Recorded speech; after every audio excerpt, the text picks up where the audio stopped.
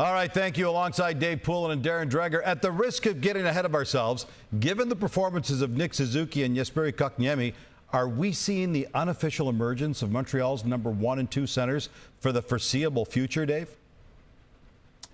I think we are, Gino, and I think it started last year, and it starts with Nick Suzuki, who came over in the Max Pacioretty deal from Vegas.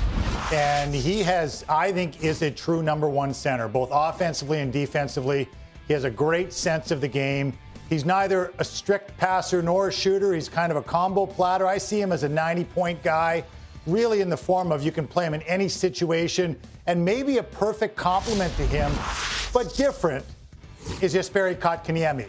He's 3 inches taller, a little bit lighter right now, but he could fill into a huge frame, has a little bit of an edge to his game, goes to the hard areas, and has a great, great love of the game, which just comes through. You look at him at 20 years old with almost 200 games of experience. Suzuki, the old veteran at 21 years old.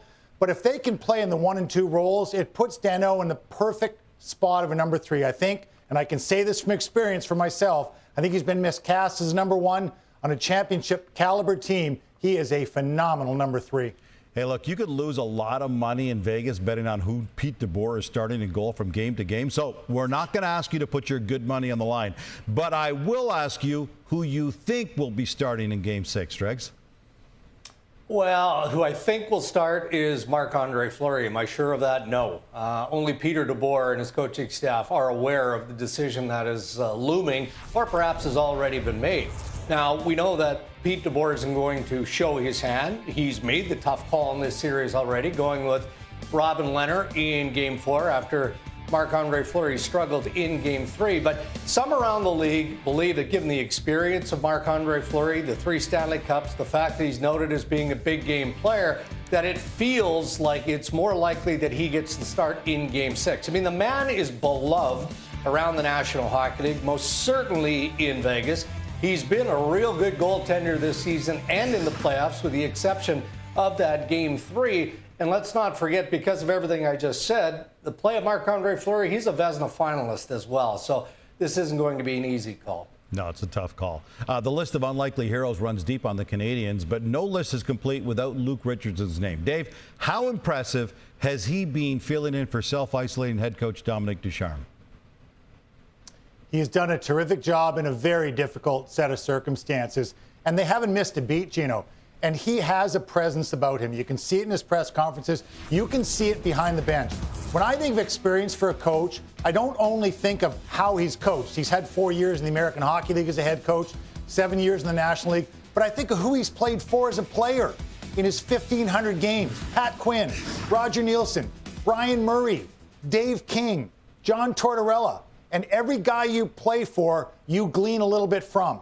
And right now, I'd say he's a guy in a very short period of time that has commanded respect from the players, and it shows in the way they play. $9.5 million a year man Mark Stone is in an epic slump, earning just 3 points in his last 13 playoff games, bringing up nothing but zeros in 10 of the games. Stone has become not merely the face of frustration for the Golden Knights team, but the face of a forward group that has scored just 4 goals in 5 games. Darren, what's gone wrong with Mark Stone? Well, look, I'm sure that Mark Stone has done a fair bit of soul searching through this postseason, certainly in this semifinal. If he's a non-factor in this series and the Montreal Canadiens advance, with all due credit to the Montreal Canadiens, this is going to be the biggest sidebar story for me. And you can see that Mark Stone is frustrated. He's making uncharacteristic mistakes, not the type of game that we're accustomed to seeing Mark Stone play in the Stanley Cup playoffs. Normally, he's got a pretty hot hand, either with goals or the assists in generating points for the Vegas Golden Knights.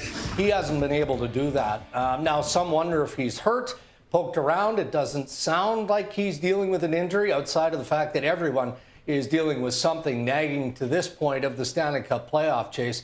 But this has been a real difficult challenge for Mark Stone and the Vegas Golden Knights. And what makes it more difficult, guys, is the fact that he's not alone. Outside of Nick Roy or Max Pacioretty, the forward core for the Vegas Golden Knights has been way too quiet in this series.